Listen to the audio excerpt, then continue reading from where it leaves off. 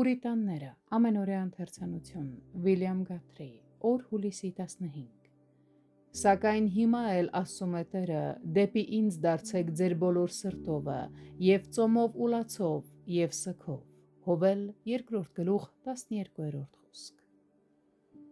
Տերը մարդկանց բացահայտում է իրենց մեղքն ու թշվառությունը, որպեսզի նրանց դուրս բերի իրենց անձի վրա ունեցած ապավինությունից և զրկի նրանց իրենց սեփական արդարության հանդեպ ունեցած ինքնավստահությունից։ Մարդիկ իրենց բնությամբ բարձր կարծիք ունեն իրենց մասին և մեծ հակում ունեն ապավինելու գործերի ուխտին։ Ուստի Տերը նրանց այնքան է բացահայտում իրենց մեղքն ու ապականությունը, նույնիսկ իրենց ամենալավ գործերի մեջ, որ նրանք սկսում են զզվել իրենցից և հուսահատվում են իրենց մեջ որևէ փրկություն կամ օգնություն գտնելուց։ Այդպիսով նրանք հարկադրվում են փախչել իրենց անձից և գործերի ուխտից, ապաստան որոնելով այլ տեղ։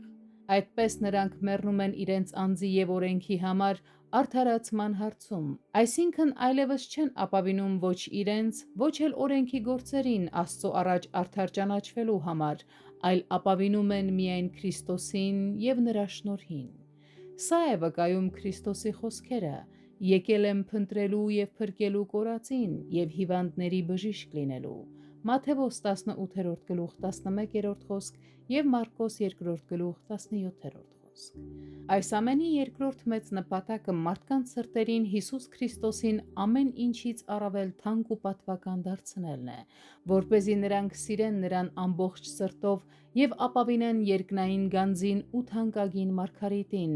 ով իրականում կարող է իսկապես հարստացնել մարդուն։ Այդպես նրանք ծառայում են Տիրոջ նպատակին, որը դրված էր Ավետարանի տնօրինության մեջ՝ մարդկանց փրկության միջոցով Հիսուս Քրիստոսի մեջ իր անվճար շնորհի փառքի հայտնությունը։ Մարդու իր բնական վիճակի թշվառությունն ու կորստյան ենթակա լինելու գիտակցումը պատրաստում է նրան ավելի բարձր գնահատել Քրիստոսին, որովհետև միայն նա կարող է ազատել այդպիսի խեղճ ու կորած մարդուն։ Ավելին, այդ գիտակցությունը ոչ միայն մարդուն բարձր երախտագիտություն է տալիս Քրիստոսի հանդեպ, այլև ամեն ինչի հանդեպ, ինչ կապված է փրկության այդ ճանապարհի հետ՝ շնորհի, նոր ուխտի, հավատքի և նման այլ հոգևոր իրականությունների։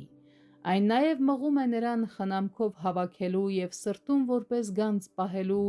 իր միղթամները, այսինքն Աստծո թանկագին ու ոսկեղեն խոստումները, հոգևոր ճշմարտությունները և այն ամենը, ինչ անգին գանձ է նրա Հոգու համար։